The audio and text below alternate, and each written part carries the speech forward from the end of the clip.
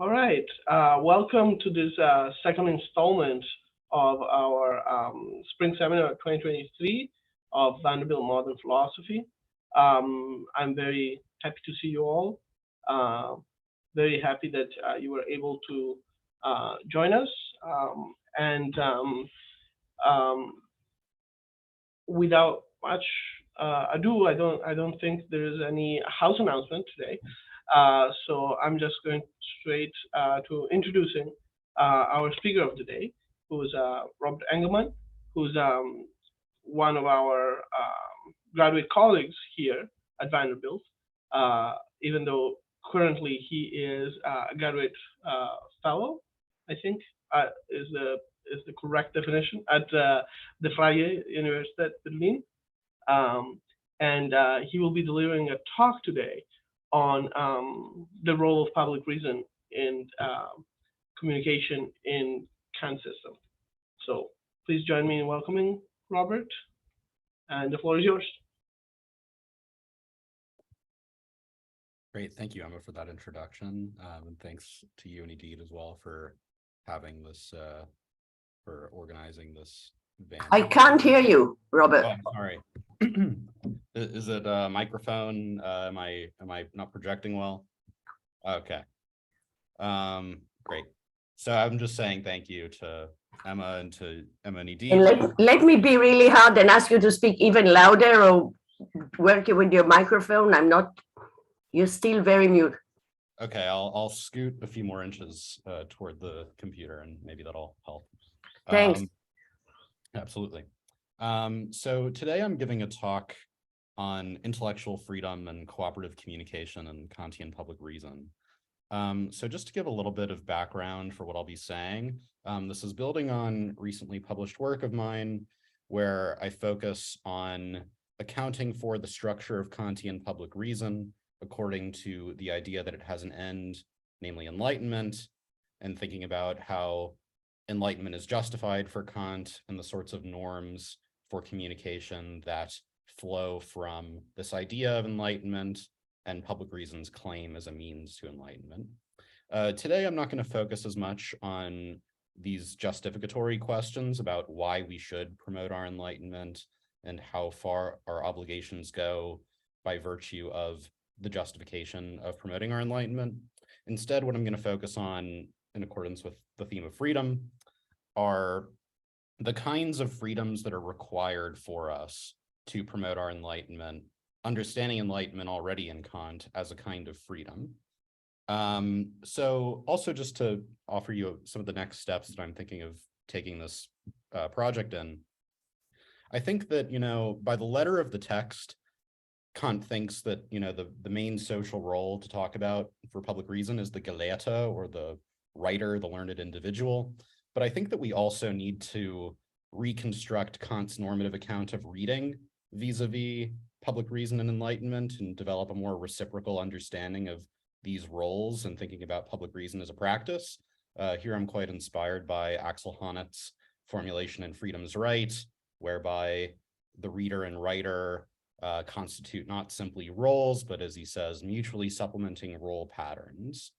Part of the idea, of course, is that we want other people's scrutiny in public reason, and to get that, they have to be both readers and writers, right?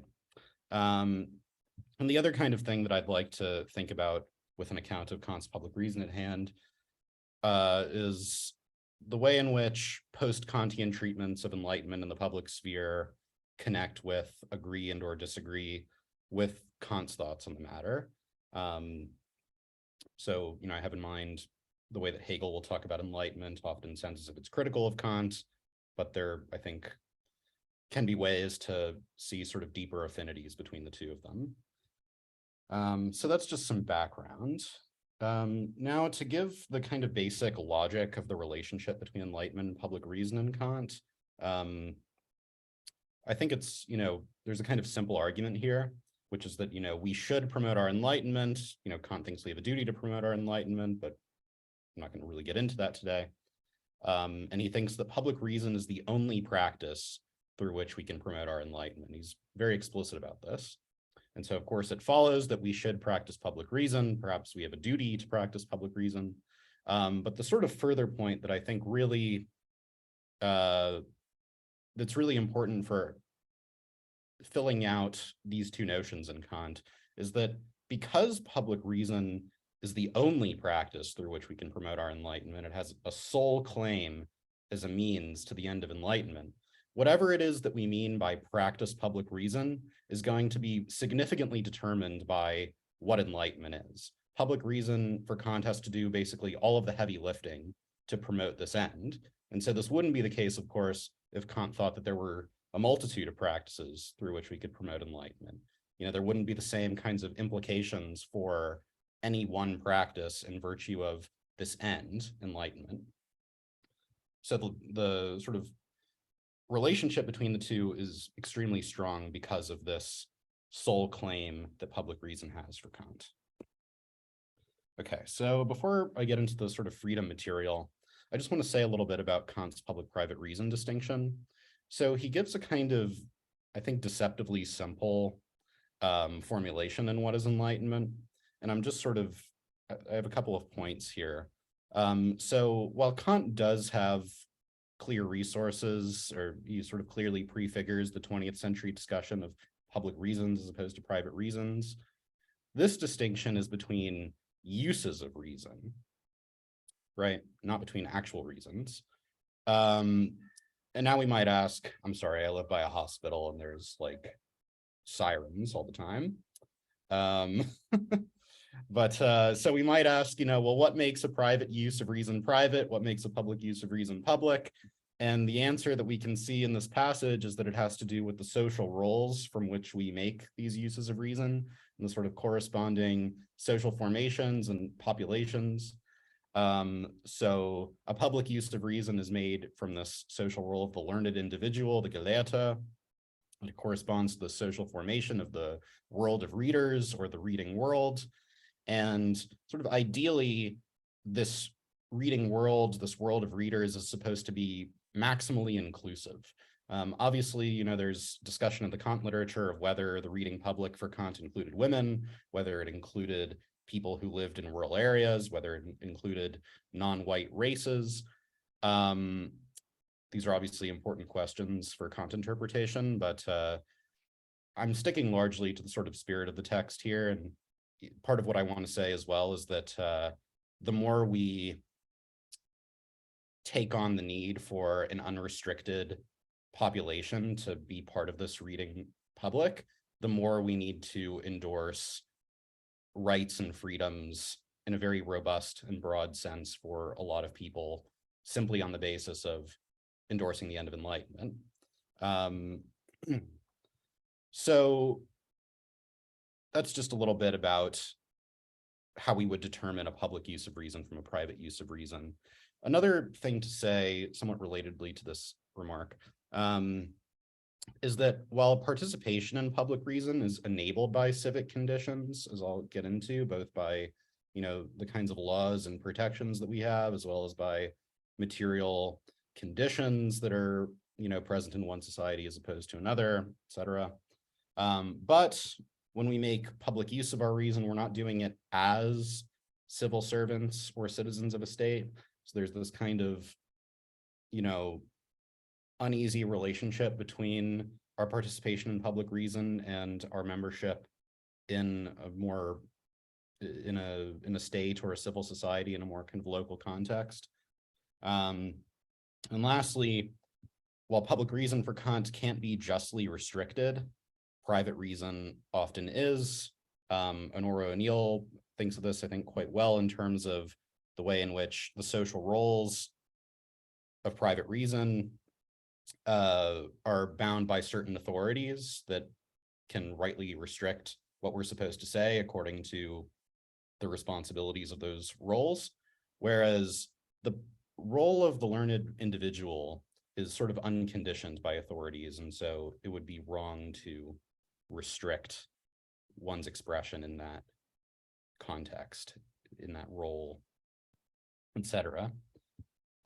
So I said how Kant thinks that public reason has a sole claim to promoting enlightenment.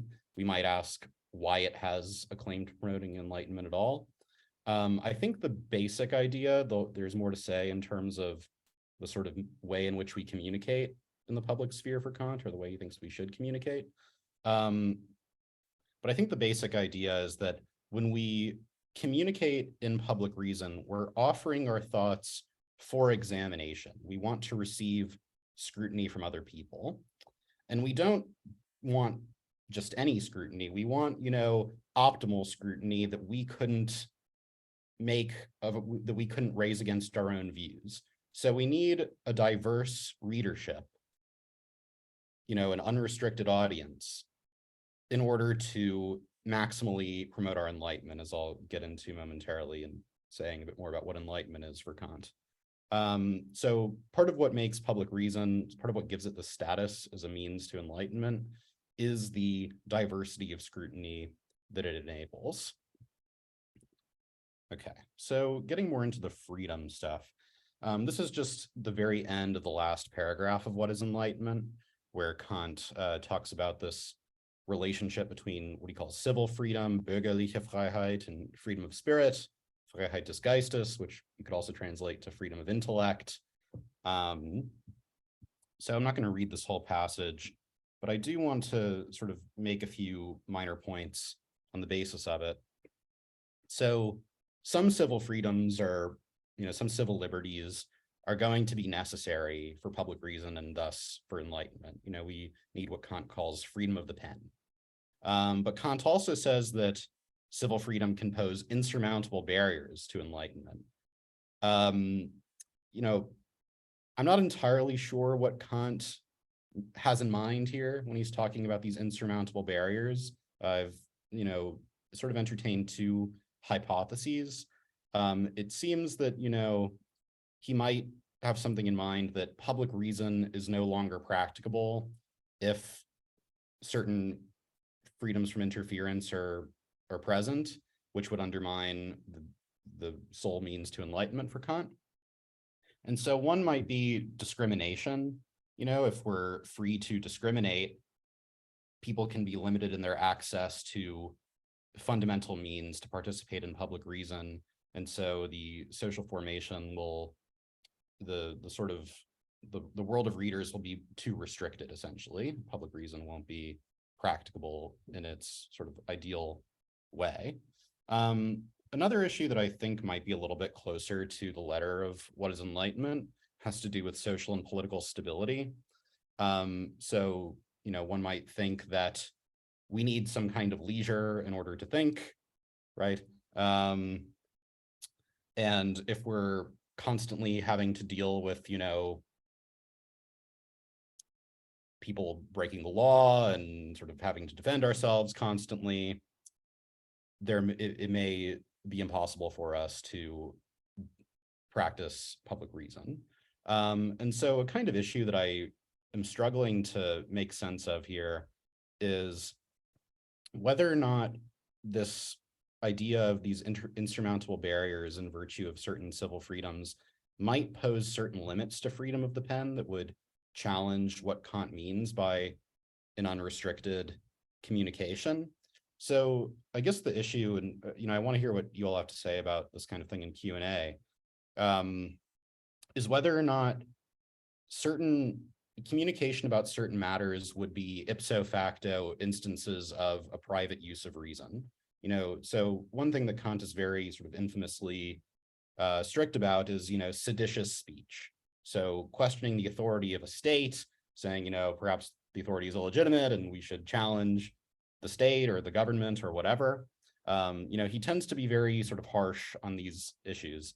And I guess I have a question here, which is essentially, is there a way to challenge the authority of the state that would be a private public use of reason and thereby couldn't be justly restricted?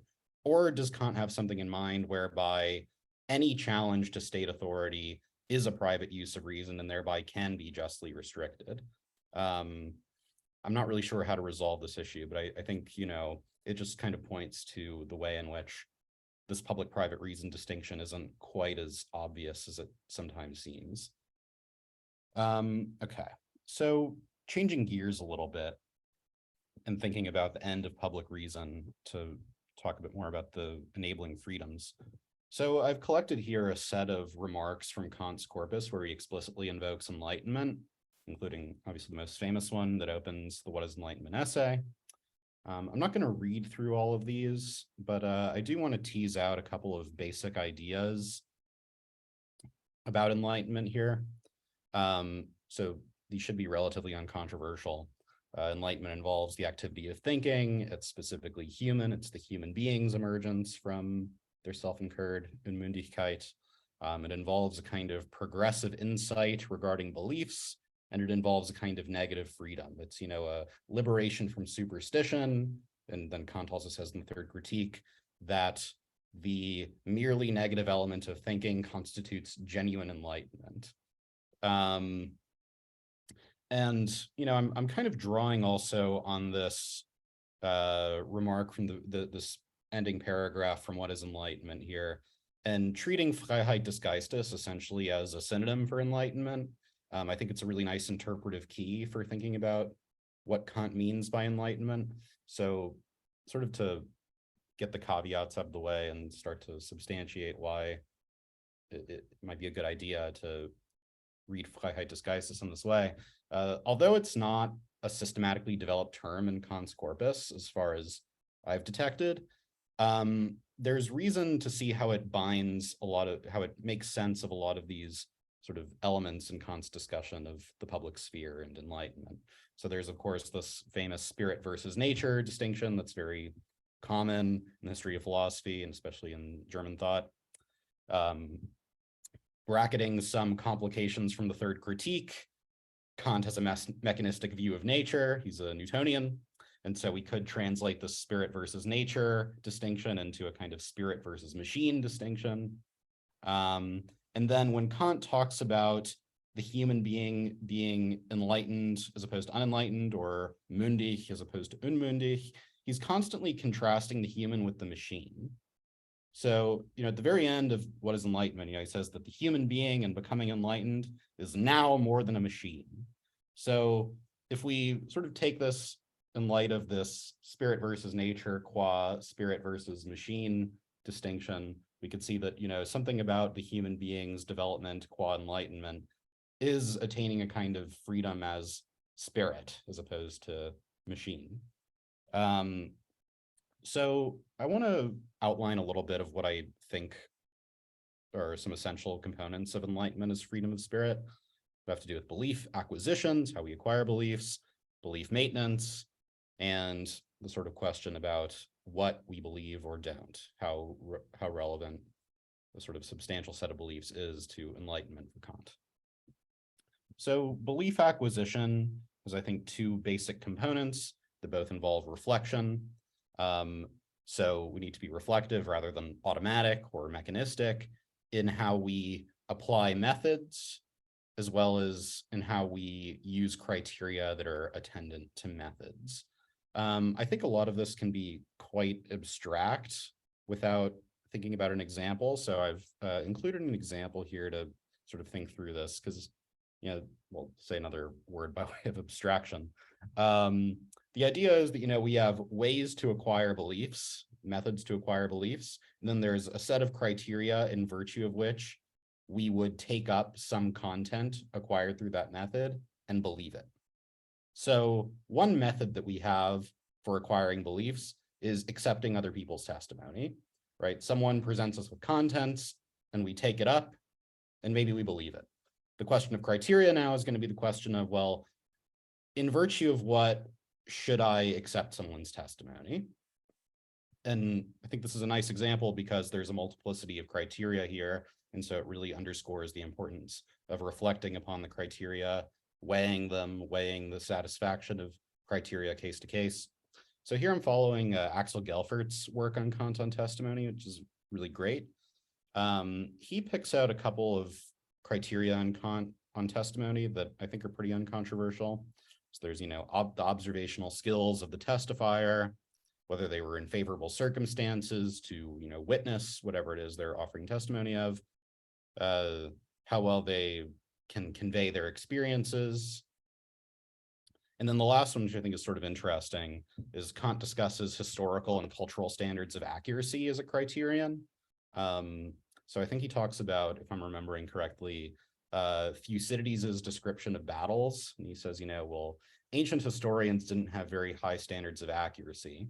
So that gives us a reason not to trust all of the details that Thucydides offers of the battles. But of course, it doesn't mean that we thereby shouldn't accept Thucydides' testimony, because there's a question of other criteria, right? So the basic idea with reflective belief acquisition, I think, should be relatively clear. We can, weigh different criteria, the way in which they're satisfied case to case, and be reflective about which methods of belief acquisition we're going to endorse and apply.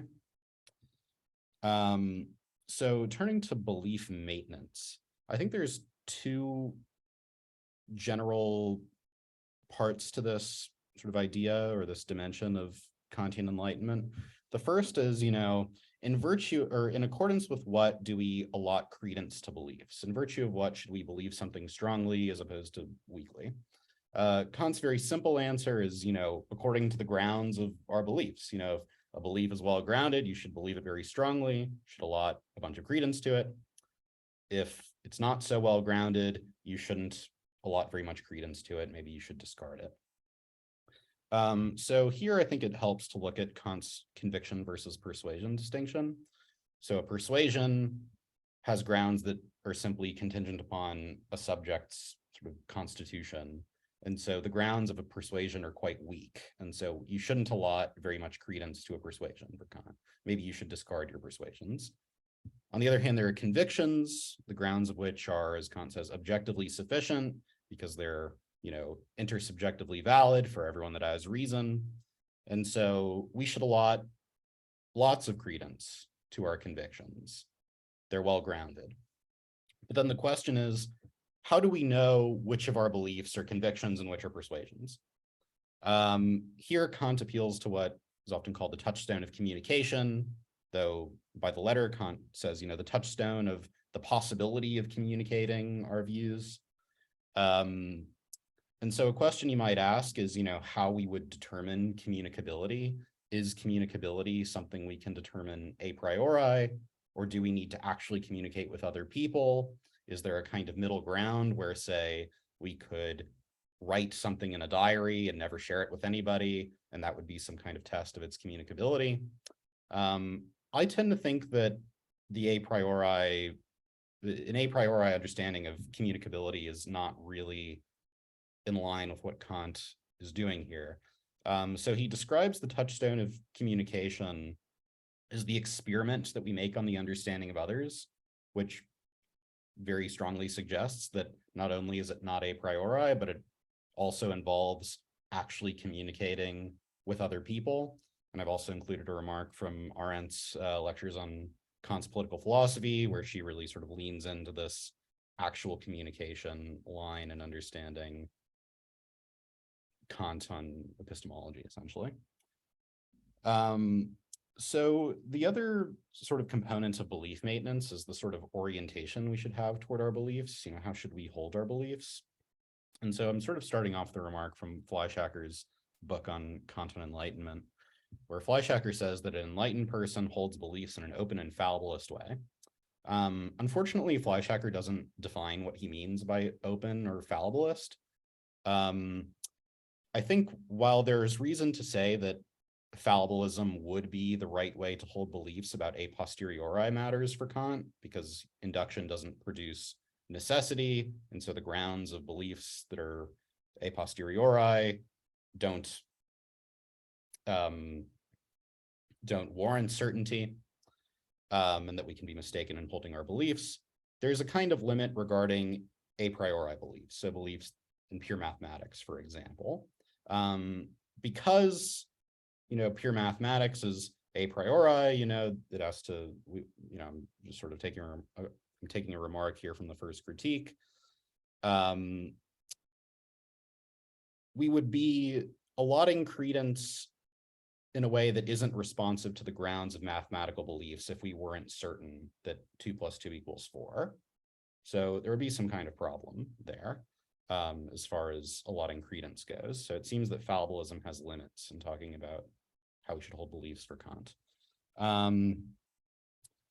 But I think that openness is actually quite promising as a sort of general way to capture how we should hold beliefs for Kant.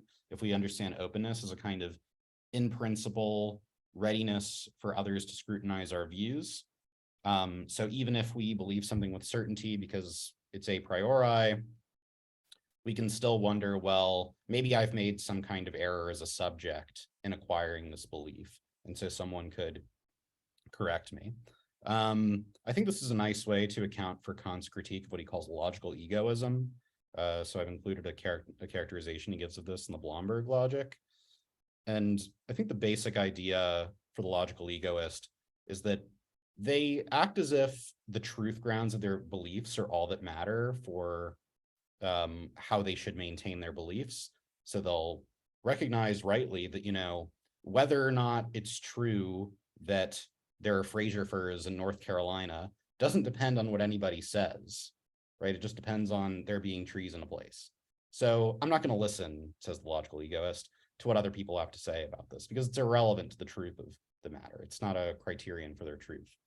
But, you know, there's still questions to ask about how we acquire such beliefs, what Kant calls subjective causes of beliefs, or you might simply call grounds of belief, that can make communication much more relevant, essentially. And so, you know, the idea is that the logical egoist is missing that there's a point of mediation between, you know, the truth grounds of their beliefs and their believing something, namely the way in which they acquire a belief, and that this sort of disjunction between what makes something true and in virtue of what do we believe something makes room for it to be appropriate for us to communicate and test our views with other people. So the last sort of component I want to talk about is the issue of whether or not Enlightenment has implications for what we believe or don't. Here I'm also drawing on Fleischacker's book on Kant. He makes this distinction between minimalism and maximalism, where a minimalist conception of Enlightenment says that Enlightenment just pertains to how we hold beliefs. It's simply a formal matter, while maximalism has to do with, or maximalism says that Enlightenment also pertains to what we believe. So if we all follow the right formal procedures, we'll all converge on the same set of beliefs, let's say. It would be a very strong maximalist reading. I tend to take Kant as somewhere between the extremes of a sort of purely formalist understanding of Enlightenment and a, you know, highly substantial one. And there's three basic reasons why I think we should read Kant sort of somewhere in the middle and take this minimalism, maximalism distinction as more of a spectrum than a dichotomy. The first is that, you know, scrutiny from other public reasoners can lead us to discard beliefs. So if we find that a belief is merely a persuasion, we might think that we shouldn't allot very much credence to it and should simply discard it. So the insight that we gain into our beliefs can lead us to discard beliefs. But on the side of the minimalists, it doesn't necessitate this. We can simply lower our credence in accordance with what's shown about the grounds of our beliefs. And Kant is quite explicit that, you know, we can maintain persuasions even if we see that they're persuasions, so long as we don't sort of have the pretense that they're anything more, and we, you know, maintain the belief according to the grounds as we understand them. The second basic reason is that, you know, we don't simply offer forms of reasoning when we communicate via public reason. We're not simply, you know, offering forms of reasoning for examination. We're also offering substantial beliefs. And because we're offering substantial beliefs for scrutiny, of course, we are prepared to revise our beliefs through the means of promoting our enlightenment through public reason. And sort of on, you know, on the flip side of this, if there were prohibitions against us as, you know, readers to scrutinize the content of other people's communication and public reason, it would contradict the unrestrictedness that's supposed to attend to Kant's notion of public reason. So I think we do need to read Kantian Enlightenment as clearly having a lot of room and potential impact on what people do and don't believe, even though the minimalists are right to emphasize that, we can simply lower our credence and beliefs, and, that there isn't a kind of necessary implication between the results of communication and the beliefs of the participants in public reason. So I've just sort of summarized these basic points on the slide that I've just talked about for a bit. So getting into the kinds of freedoms that enable us to promote enlightenment so understood, I've drawn our attention to two passages, one from What is Enlightenment, another from sort of follow-up essay that Kant wrote that was, ostensibly about the pantheism controversy. And I think these really give voice to the sort of negative and positive freedoms of communication that are essential to public reason for Kant.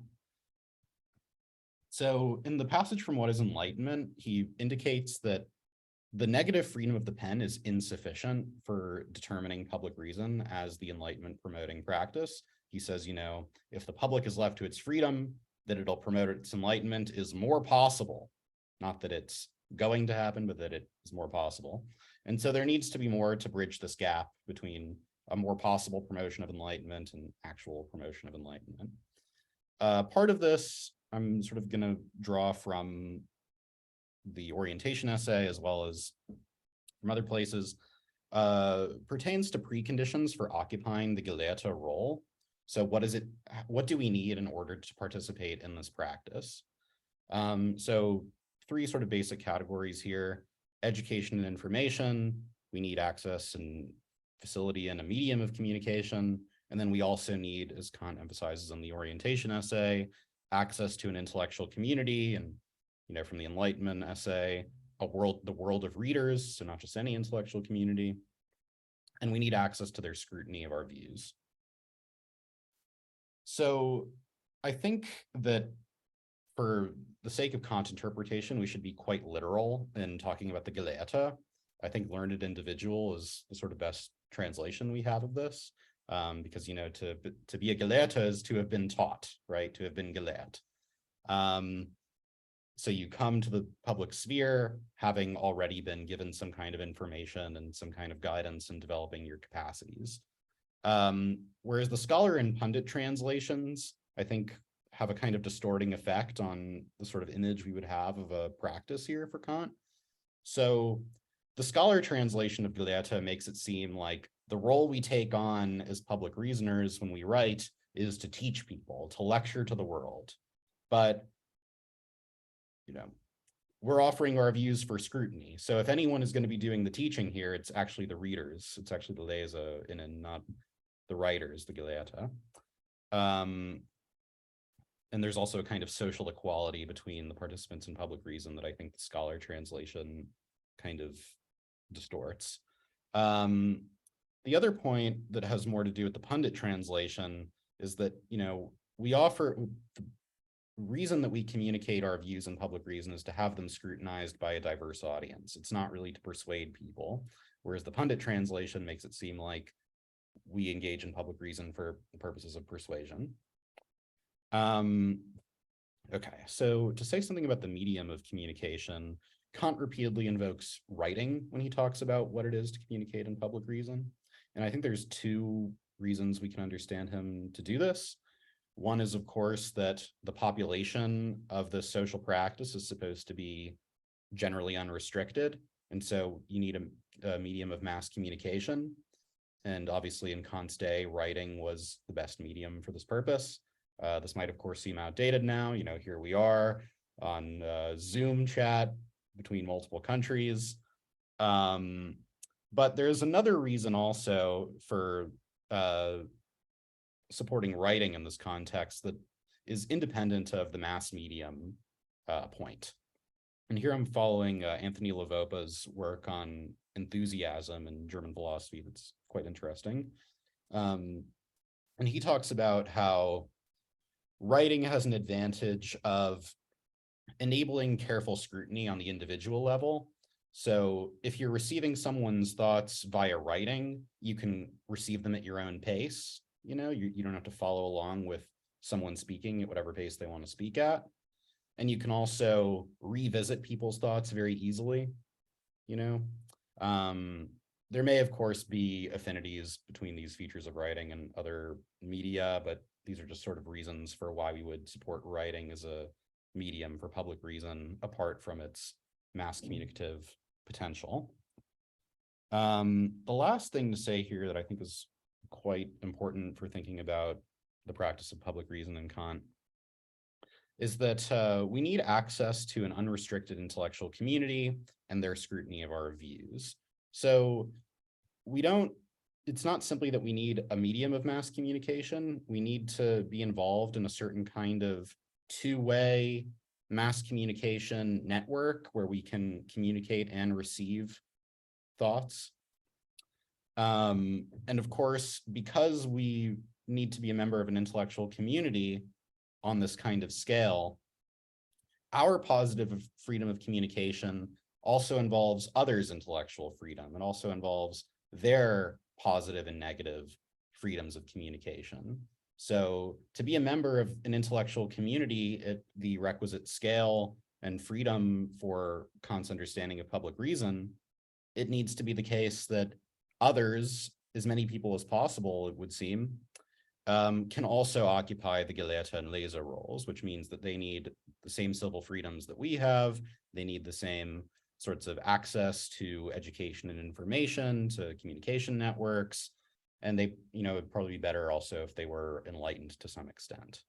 And so I think this is a really important place to see political implications in Kantian public reason, where we go from affirming the end of Enlightenment to recognizing the kind of interdependence in promoting this aim, that we need to cooperate with others and that others need all kinds of affordances and freedoms in order to participate in this practice with us.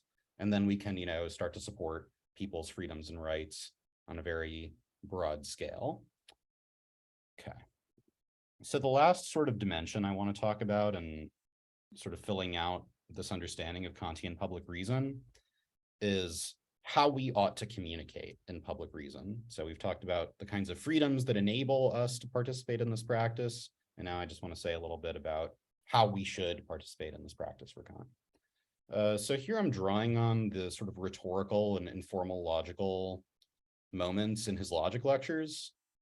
So there's two qualities of writing that are, that clearly lend themselves to the kind of thing that, public reason, enlightenment, they clearly lend themselves to these things. And Kant discusses them in the logic lectures. And these are scholarly perfection and popularity. So I'm not going to read all of these remarks, but I think it's helpful to see some of the terminological overlap. These lectures are not incredibly well organized. So when Kant talks about thoroughness or logical perfection, these are synonymous with scholarly perfection. So let me just note a couple of similarities and differences between these two qualities of writing. So they're both purposeful forms of writing. So when Kant describes the degenerate form, as he calls it, of scholarly perfection, he calls pedantry. What makes pedantry different from scholarly perfection is that it's a pointless sort of treatment of formalities, whereas scholarly perfection is a purposeful treatment of formalities and details. And they both, scholarly perfection and popularity, require broad acquaintance with the world, which suggests that if we're to understand participation in public reason as a kind of, in developmental terms, the Leser role might be the prior role that one occupies, because it would seem that one could gain the requisite acquaintance to write in either a scholarly perfect or a popular way only by receiving diverse thoughts and acquainting with the world in a way that isn't restricted by, potentially arbitrary authorities that would come with private uses of reason. I haven't really worked out this thought yet, but I think it's just something to consider in trying to understand the place of the reader in Kant's account of public reason. And a couple of differences between these two qualities.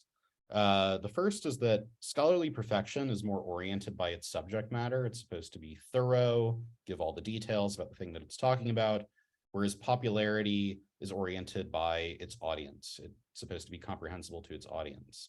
So sort of getting into the second point, popularity is often going to involve covering over nuances and details so that the communicated content can be understood by a broad audience. Whereas scholarly perfection is a kind of logical perfection where all the details are supposed to be systematically presented in the communication. So those are just some similarities and differences. And so we might ask, you know, can we synthesize these two qualities of writing? Is there a single way that we could communicate in public reason? To sort of answer the question of how should we practice public reason as communicators? Well, the differences between these two qualities suggest that either they can't be synthesized, or that if they can be synthesized, one of them has to take precedence over the other. Qualities of one have to be sacrificed for the sake of the other. And this is essentially what Kant says in the Aetial Logic. He says that basically scholarly perfection has to take precedence over popularity. Popularity is for pleasing the people, but, you know, we need to get our systematic grasp of some subject matter together before we can begin to rightly popularize it and make it available. That's essentially what Kant says as far as the synthesis goes. But I think there's actually two problems with Kant's way of viewing this kind of synthesis that are internal to his understanding of these issues. So the first is that this proposed synthesis that he offers is a bit too one-directional. So it makes it look as if what we do is we refine our thinking in the school, we systematize it, and then we popularize it in order to please the people and, you know, write for them and something like this. But actually, we refine our cognition, we become better thinkers by way of public reason, by way of other scrutiny. And in order to receive diverse scrutiny, we need to engage in popular communication. We need to make our thoughts accessible to people who have very different bodies of knowledge and cognitive skills than we have, in order that they can offer us scrutiny that will actually benefit us. So popularity actually seems to be important for the kind of thing that Kant, in his proposed synthesis, thinks is only the sort of responsibility of pedagogy. So that's the first kind of issue. And the second related issue is that popularity has certain unique benefits that scholarly perfection doesn't have vis-a-vis enlightenment, promoting our enlightenment. The first I've just discussed, you know, writing popularly opens our thoughts for diverse scrutiny in a way that scholarly perfect writing doesn't. But there's also these two other points. The second is that popularity, Kant says, provides us with evidence or even proof that we comprehend something, whereas this isn't the case for scholarly perfect writing, which leaves our comprehension in doubt, Kant says.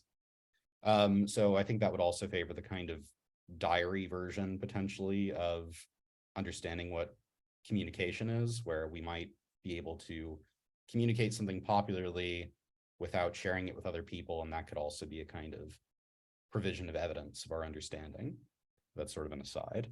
The last point here is that, you know, Kant says the school has its prejudices and that this could be, you know, corrected through popular communication. So we can kind of overcome one-sidedness and prejudice by way of popular communication. And you might simply adduce this as a sort of corollary or implication of one of these first 2 points. But I think the idea, you know, a way to see this as a kind of independent point in Kant is to say that when we express our thoughts in a way that's scholarly, that exhibits scholarly perfection, they're going to be very much wrapped within the domains of knowledge production in which they naturally fit. Whereas if we express these views popularly, they're going to be tested in a much larger context of knowledge production and theory and propositions and this sort of thing. And so we could see whether or not these thoughts stand up in a broader context of, you know, representations of the world, essentially. So, there are certain parochialisms of domains of knowledge production that, could sort of be torn down through popular communication in a way that helps us grasp our thoughts. Okay, so the last thing about the synthesis idea. So basically what I've just said is that popularity has all these really important benefits such that we can't simply sacrifice it for scholarly perfection. There's essential components to each kind of writing. So one option is that, there isn't an adequate synthesis. We just sometimes have to write in a popular way, sometimes in a scholarly perfect way, and just kind of leave it at that. That's one possibility. But I think that there is at least a candidate for an adequate synthesis of these two features of writing, namely what Kant calls eloquence or Wohlredenheit. So this only appears scarcely in his logic lectures, but I think it's sort of promising. So he says that eloquence is suitable for all writings, and therefore for writings in the public sphere. And it's a kind of art of using an abundance of words. And I think we should read this together with a passage toward the end of the first critique, where Kant is saying that, to say too little about something can actually lead us to fail in being clear about something.